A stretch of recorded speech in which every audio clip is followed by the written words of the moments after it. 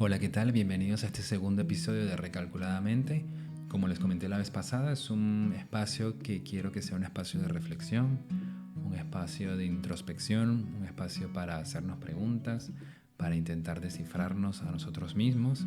En fin, que sea un espacio de autoconocimiento para indagar e intentar conocer muchas cosas que suceden a nuestro alrededor y dentro de nosotros mismos. Este episodio tuvo que haber llegado la semana pasada, pero estuve un poco enfermo, estuve gripe, fiebre, tos, flema, todas las cosas relacionadas con un resfriado o con un virus, y por esa razón no pude grabar el episodio.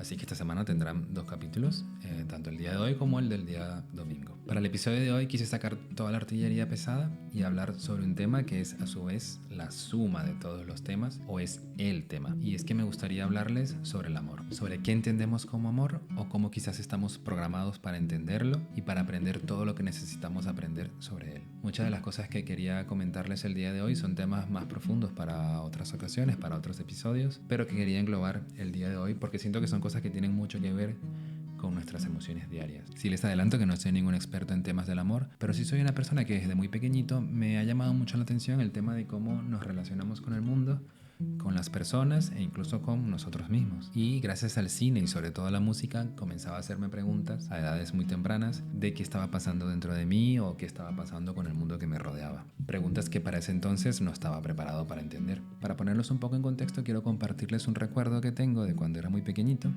cuando tenía 7 años exactamente, y es que yo les imploré a mis padres que me compraran el cassette del álbum Más de Alejandro Sanz. Para todas aquellas generaciones más nuevas, los cassettes eran estos dispositivos cuadraditos que tenían dos orificios y una cinta en la parte de adentro en donde estaban las pistas de audio. La idea era que para adelantarlos o para retrocederlos tenía que darle vuelta con un boli. Pero bueno, el caso es que me encerraba en mi habitación con un reproductor de estos grandes, o sea, de estos portátiles, pero los grandes, a escuchar el álbum entero, y cantaba canciones a todo pulmón como Corazón Partido o Amiga Mía. Y recuerdo además que me identificaba plenamente con la letra. O sea, tenía 7 años y todo, pero yo me sentía en ese momento súper identificado con lo que cantaba Alejandro Sanz. Creo que porque, bueno, tenía en la cabeza algún pensamiento o algún sentimiento hacia alguna niñita del cole de mi salón. Cabe destacar que yo siempre fui muy introvertido, muy inseguro, bueno, aún lo soy, y nunca conseguí acercarme a hablar con alguna niña que me gustara. Y siempre sentí que la música me proporcionaba ese refugio para entender qué es lo que estaba sucediendo en ese momento y cómo me estaba sintiendo. Por tanto, el amor, o todo lo que tiene que ver con el amor, siempre ha sido un tema que ha ocupado gran parte de mi pensamiento y me ha interesado mucho conocer sus profundidades y cómo funciona el amor dentro de mí,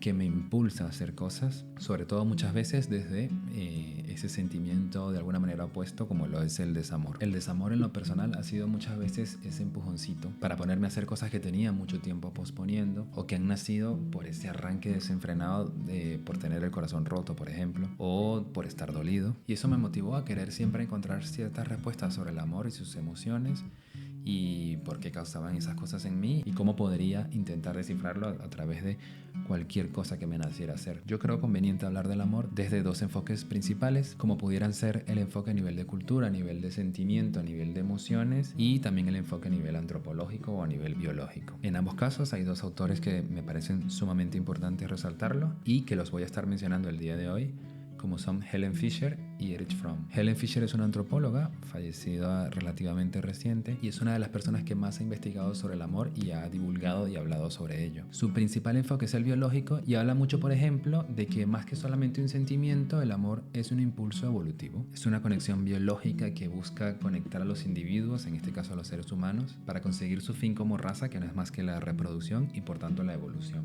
El amor, por lo menos desde el punto de vista de Fisher, habla sobre que muchos de los comportamientos que hoy percibimos y describimos como señales de amor son pensamientos o impulsos para conseguir la reproducción de la especie y por tanto la protección y la supervivencia de los seres humanos como raza. Podríamos hablar particularmente en este caso del amor parental, es decir, del amor de los padres hacia los hijos y de cómo esas señales de protección son una respuesta del ser humano para intentar que sobrevivamos a toda costa. Para las personas que nos gusta pensar en el amor como una idea mucho más romántica, este quizás es un enfoque un poco aburrido, pero que me parece sumamente interesante para intentar comprender ciertos comportamientos que muchas veces son hasta mecánicos.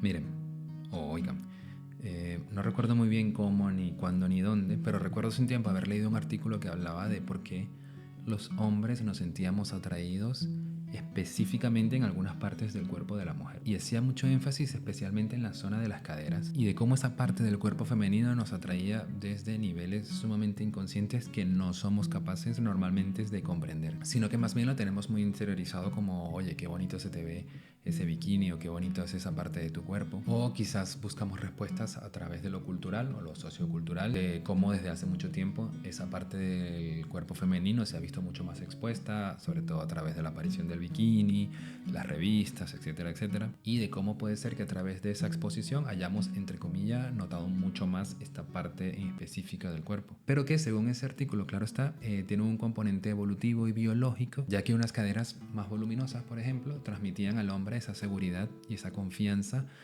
para tener una reproducción sana, por decirlo de alguna forma. Es decir, estaba asociado a la preservación de la especie. Entonces, por tanto, según este enfoque, muchas de esas conexiones o de esas señales que conocemos como señales de amor o señales afectivas son señales y conexiones biológicas para conservar la especie y creadas únicamente con ese fin. Por supuesto que, como dice el dicho, cuando se crea la norma se inventa la trampa. No recuerdo si es exactamente así, pero creo que se entiende. Con la propia evolución del ser humano aprendimos a hackear nuestro propio cuerpo y por tanto no solo vincularnos y conectarnos con fines reproductivos. Fisher también habla sobre lo que ella llama las conexiones cerebrales, que no es más que todo un sistema interconectado para formar lo que ella llama el amor romántico, para lograr que el amor se convierta en un sistema que depende de 3 ramas. Ella habla, por ejemplo, de la lujuria, del propio amor romántico y del apego, que conformarían lo que vendría siendo, según ella, el sistema del amor romántico perfecto. En todas ellas intervienen una serie de hormonas y neurotransmisores que deberían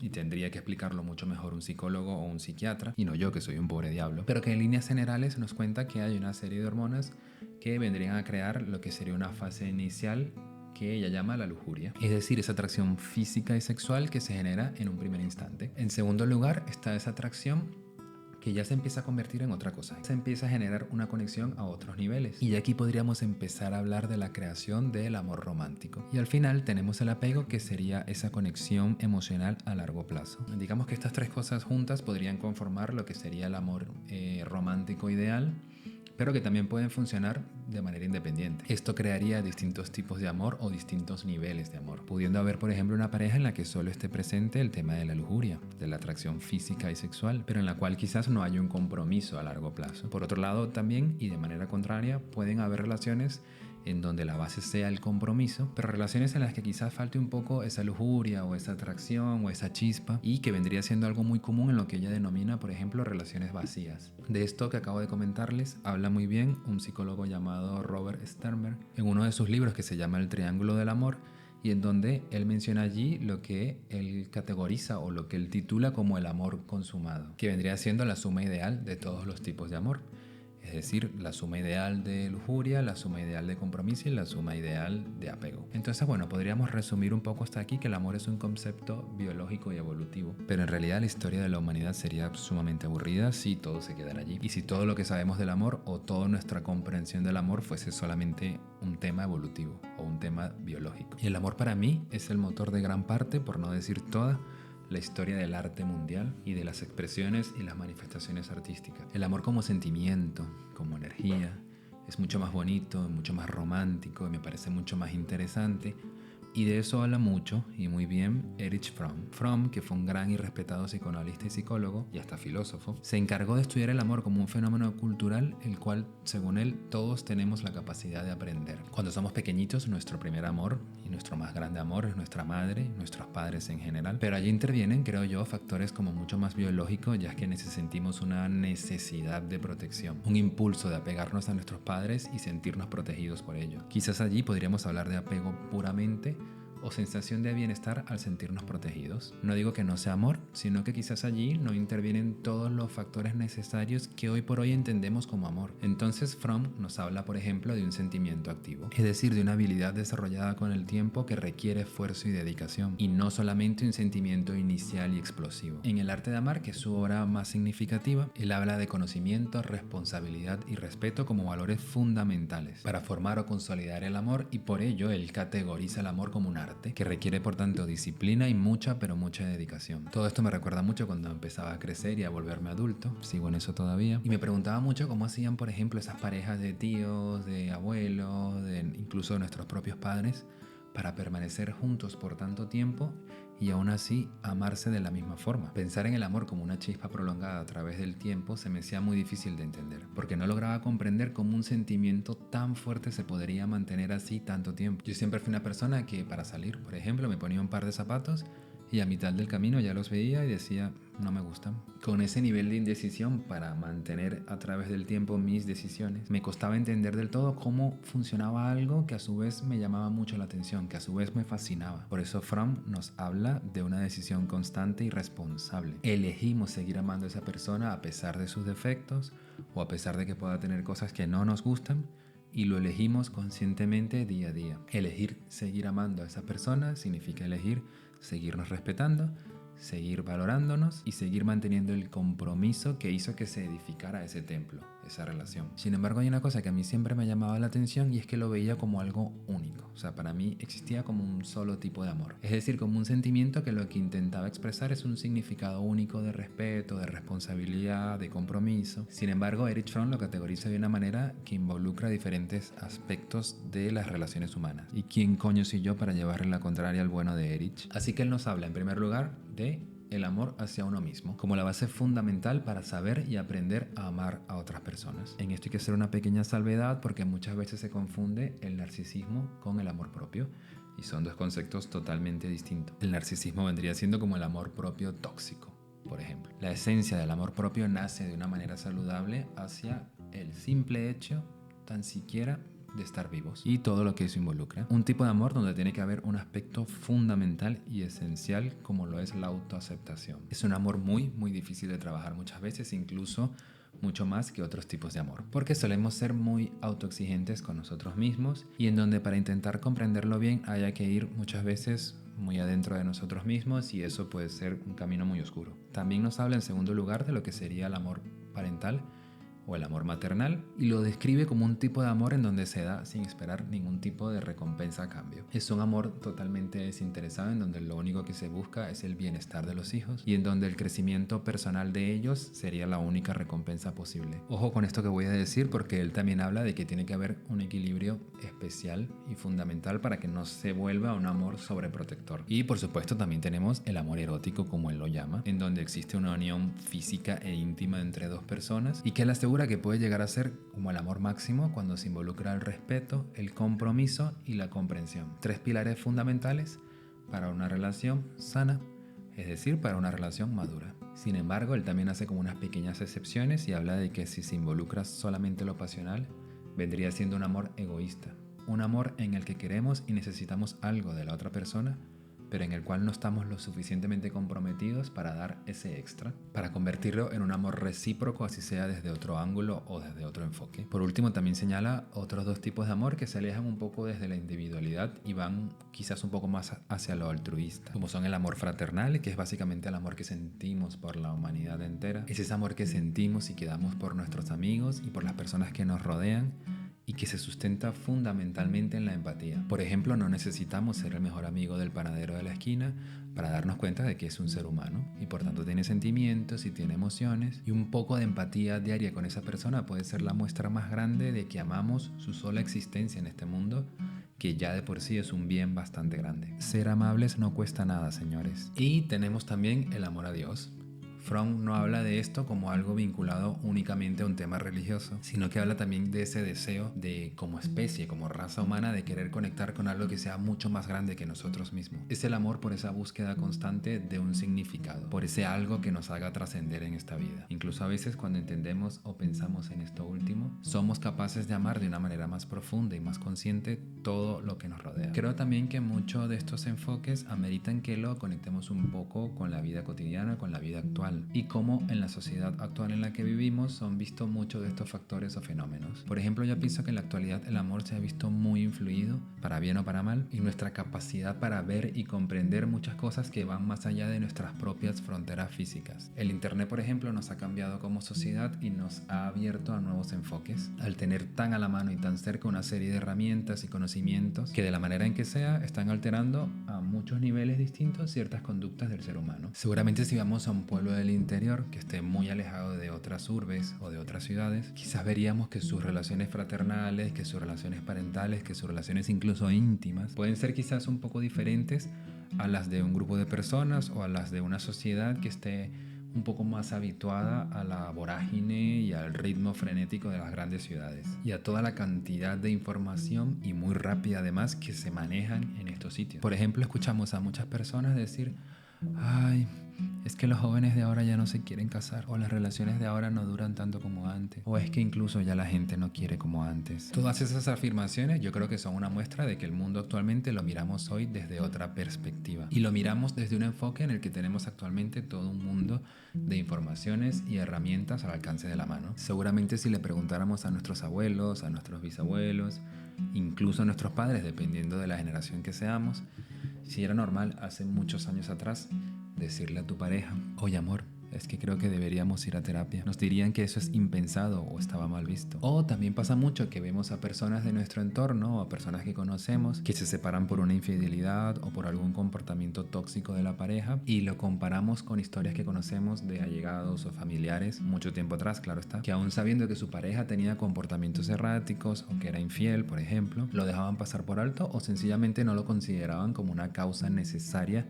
que ameritar una ruptura o una separación. Obviamente en este punto también inciden y afectan otras cosas como la sociedad y de cómo hay ciertos factores que anteriormente podrían ser mal vistos, como por ejemplo un divorcio. Es decir, el acceso a la información y a las herramientas de autoconocimiento y exploración personal nos han hecho percibir y analizar el mundo con otros ojos totalmente distintos a como lo haríamos años atrás. Y eso influye evidentemente en cómo nos relacionamos actualmente. Tener la información necesaria que nos permita conocernos mucho más, nos permite a su vez saber delimitar mucho mejor cuáles son los límites sanos que queremos establecer. Y por tanto nos permiten entender cuál es el amor que sabemos dar y cuál es el amor que queremos recibir. Y otra consecuencia de tener un cúmulo de información al alcance es quizás poder acercarnos nosotros mismos a darnos las respuestas necesarias cuando todo lo que tenemos en nuestra mente son preguntas. Por otro lado, creo que cuando hablamos del amor, por ejemplo del amor íntimo, sale de manera inmediata la pregunta: ¿se puede amar y ser infiel?